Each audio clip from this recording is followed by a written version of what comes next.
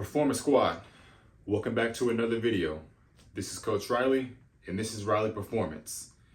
Now, you guys have been requesting this video in the comment section, hitting me in the DMs and asking me about this video, and I'm finally giving you guys a part 2. This is going to be a how-to guide on passing your NCSF exam. Let's get started.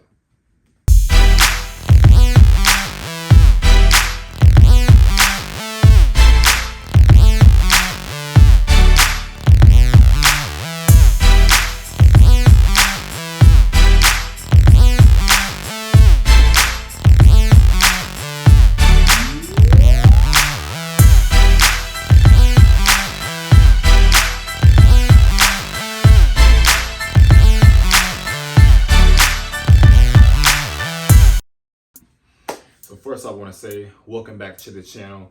I know you guys have been very patient for this video. It's been very requested.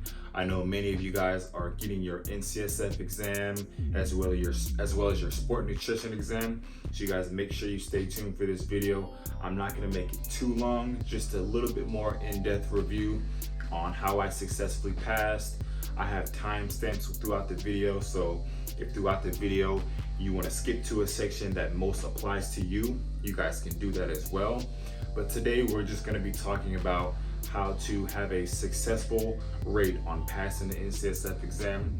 Guys, this exam is very accredited. I know that's one burning question that's always been asked. Can I use this exam if I'm going to be training at a local gym, whether that's a 24-hour fitness, an LA Fitness, a Gold's Gym, a Planet Fitness?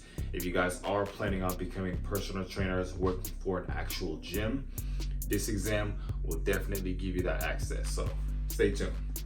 So just to give you guys a little bit of a background on the history of the NCSF exam, this will be similar to your NASM or your ACE certifications. They all pretty much cover the same material.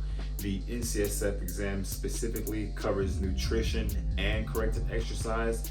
You have your human physiology, you have your human anatomy, you also have your evaluation on fitness, basically just teaching you how to properly evaluate someone before they're cleared to exercise.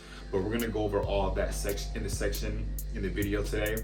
But I just wanted to give you guys a brief history on what to look for when you're actually taking the exam.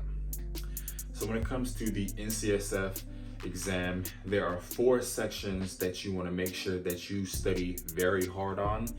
And these 4 sections aren't necessarily the most difficult. You just have a lot of information packed within the chapters. The number 1 is going to be functional anatomy. So basically talking about the bones, how the body works. We're going to be talking about human physiology. That's going to be like more of your metabolic system, your reproductive system, and basically all the systems in place when it comes to training the body. We have your corrective exercise, and then we also, of course, have nutrition. Now, when it comes to nutrition, this is more so going to be just your basic nutrition. I do have a video on sport nutrition, and you guys can click that link down below. There's a video where I go more in depth on the sport nutrition side, but for just general basics, we're just going to be talking about the regular nutrition side. So those are the 4 sections you want to focus on, and we're going to go break down on each one. Now, just wanted to go over one of the sections here, talking about the bones and the joint classifications. And this is under the functional anatomy section of the test. And the reason why this could be more challenging for most people, including myself, is because typically when we're training someone, we're not so much worried about the technical side of the training, whether that's the components of the bones, the type of muscle fiber your client has, and you just want to make sure that you understand really what exactly is going on, because these things are going to help you, whether that comes from corrective exercise. So let's say one of your clients can't do a full joint movement or can't do a full range of motion on the exercise that you're providing. You have to have the knowledge to be able to give them the corrective exercise, know what type of joints they have, know what type of muscle fibers they have, and just really understanding how to train different people. Because I think for most of us, like including myself, when I first started training off clients, I would only know how to train a certain type of client, whether that be an athlete whether that be a power lifter, a bodybuilder, whatever sector of client that you specialize in. You want to be versatile in understanding the knowledge of all types of trainings, where you can train elderly people, you can train athletes, you can train power lifters, you can train CrossFitters. So you just want to have that basic knowledge, and the functional anatomy section of the test will definitely give you that information on the components of the bone, the types of muscle fibers. If I have this specific type of client, okay, we're gonna do this exercise because it's gonna be the best fit for them. So just make sure you're going in depth on these sections here, because there's a lot of information.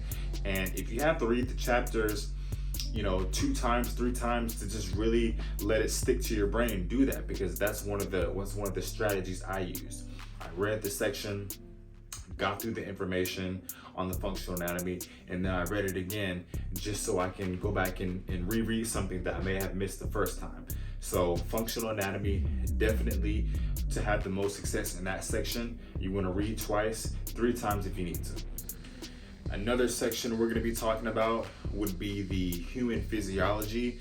Now, again, just like the functional anatomy section of the test, this can be slightly difficult because there are a lot of technical terms that we really don't use when we're training someone.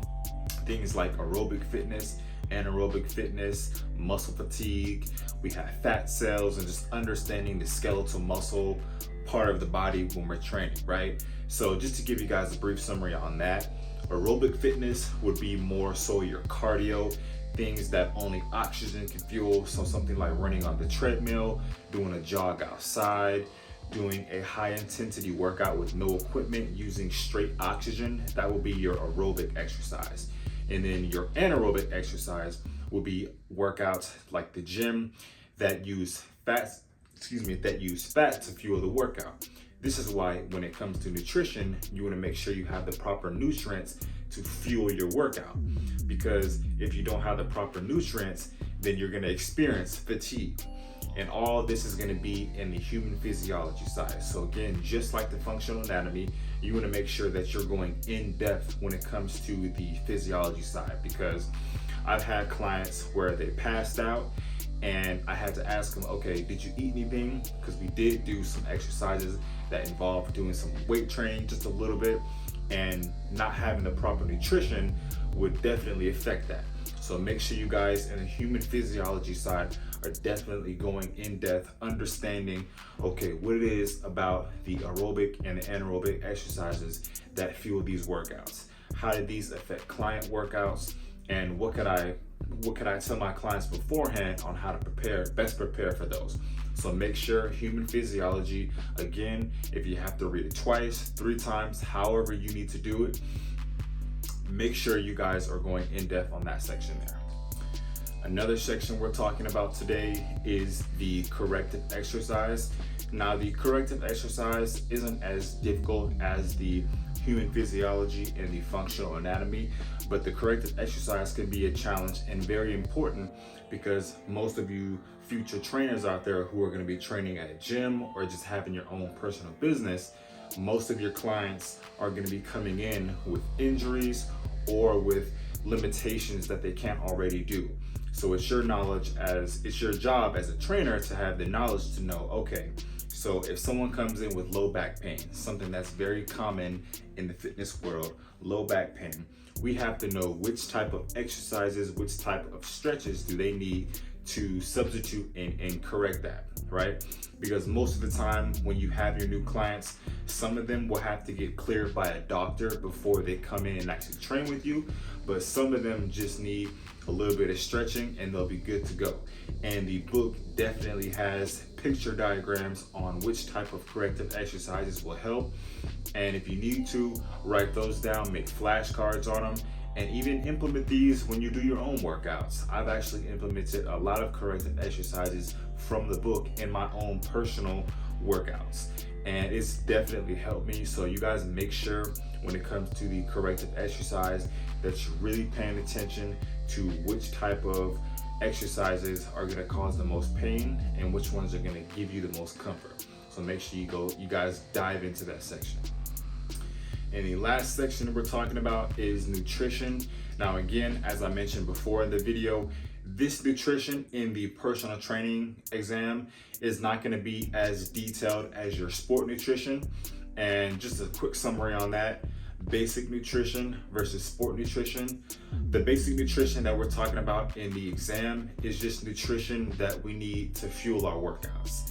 And of course, after fuel. So our pre-workout and our post-workout meals. So that's where the nutrition side comes in, just letting you guys know the nutrients in each types of foods. And then the sport nutrition, which I have a video down below, you guys can see that video, talks more about the performance side. So eating foods based on the performance, whether that's you're playing basketball, football, really getting into the sports and eating foods for performance versus for function. So the nutrition side is pretty simple. It's very straightforward. It tells you about all the vitamins, all the minerals, all of your macronutrients, micronutrients. So it does give you an in-depth review on how to basically, read different types of nutrition and which ones to stay away from. Obviously, you guys can just go into that section. It's not as difficult as the last three. It's very straightforward. Now, just to give you guys a brief history on my exam taking skills when it came to this specific test, I actually took this test 3 times and I failed it 3 times. I passed it on the 4th. I want to be very transparent with you guys when I say that, because I wasn't very good at studying the material. I was very much in a rush skimming through the sections, and I really didn't take the time to really understand the material. And it showed in the exams. Now, mind you, those 3 exams, they were very close as far as the passing. You do need a 70 to pass. The last one, I almost got basically 100. And it really made a difference when I took the time to read those sections, like I mentioned before, the human anatomy, the human physiology. I really took the time to read those sections 3, 4, sometimes more than that, to really absorb the information. So if you guys are really struggling when it comes to the studying aspect, break it up in how you learn, right? So what you can do is you can do flashcards, like I mentioned before. You can have a 2-hour study window, take a 20-minute break, go back into it. So whatever system you want to use to basically study and understand the material, whatever helps you the best. The online personal training also has, or NCSF also has, a portal where you can take practice exam, you have flashcards and quizzes, and you can also do miniature tests, and it mixes up the questions so it doesn't ask you the same question. So basically just a giant study guide to give you the best success. All right, so I know that was a mouthful, and I just wanted to do a part 2. I did go in depth more on the part 1. This was just another breakdown because I know a lot of you were asking me questions about this.